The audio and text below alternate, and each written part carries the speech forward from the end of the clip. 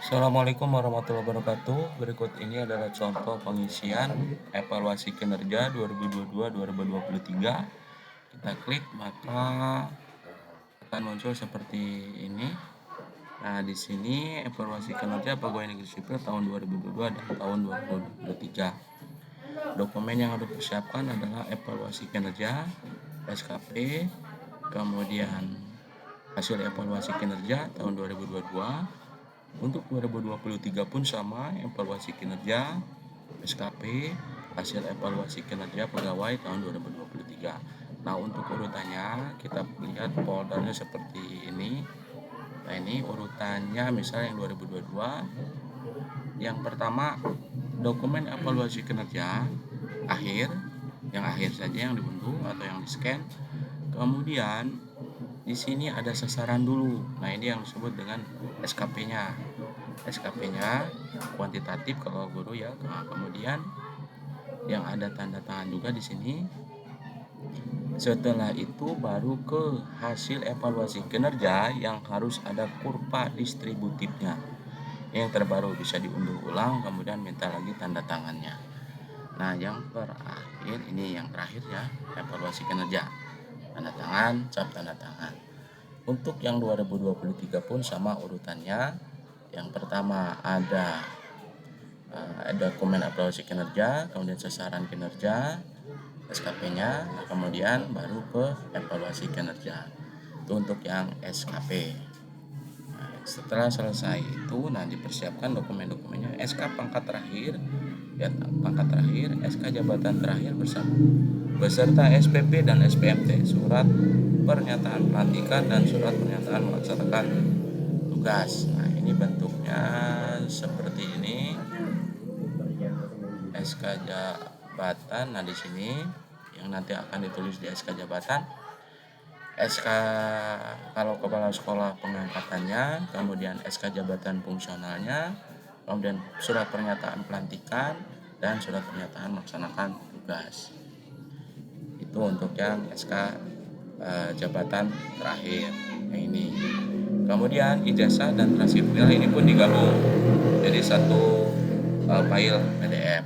Nah, baru kita isi contoh nama lengkap, kemudian NIP, unit kerja kalau yang guru dinas pendidikan, agama, kemudian alamat, masuk ke halaman kedua. Kita tuliskan nama jabatan, kemudian golongan pangkat. Ini yang di sini. Ini ada keterangannya untuk yang lainnya. Dapat memilih fungsional penyetaraan, fungsional pendidikan, fungsional kesehatan, fungsional dan pelaksana. Nah, ya ini karena golongan saya 3B, saya pilih 3B. Nah, kemudian jenjang jabatannya, ini khusus jabatan fungsional saya pilih ahli pertama karena masih 3B. Kemudian ini TMT jabatan sekarang, kalau kepala diisi di SK kepala ada. Kemudian ini SK Japung diisi TMT pertama kali dalam jabatan eselon yang setara atau jabatan fungsional kalau guru diupload. Nanti diupload dengan nama. Nah, ini contohnya. Misalnya ini yang dicontohkan dari dinas Edwin_SK jabatan. Saya pun sama membuatnya nama kemudian _SK jabatan. Lanjut ke halaman 3. Nah, di sini pangkat golongan diisi, TMT pangkat terakhir juga sudah tertulis, SK terakhir, Edwin SK pangkat terakhir. Ini juga disamakan pangkat terakhir, ini tinggal upload saja. Kemudian pendidikan terakhir, jurusannya apa, kemudian ini ijazah dan transkrip nilai. Kemudian klik next untuk halaman yang terakhir, halaman 5.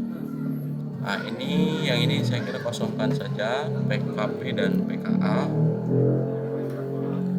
Kalau kita lihat apa itu PKP dan PKA, itu artinya kita. Nah, ini di sini ada juga keterangan. Kalau PKA pelatihan kepemimpinan administrator. Kemudian kalau PKP, nah ini PKP di sini. Kalau PKP pelatihan kepemimpinan administrator. Kalau PKP pelatihan kepemimpinan pengawas. Nah, karena saya tidak punya, saya kosongkan. Kemudian predikat nilai kinerja selama tahun 2022 dipilih sesuai dengan perolehan nilainya baik. Kemudian ini pun yang 2022 diupload, penamaannya seperti ini. Ini contoh. Kemudian saya pun mengikuti sesuai contoh. Kemudian predikat nilai, kemudian SKP 2023 yang tadi sudah dicontohkan, kemudian permasalahan kinerja, rekomendasi, dan rencana pengembangan kompetensi. Kita klik submit. Nah, ini berarti data sudah kita akan mengirimkannya ya. Mungkin itu saja, terima kasih, mudah-mudahan bermanfaat. Saya akhiri, wassalamualaikum warahmatullahi wabarakatuh.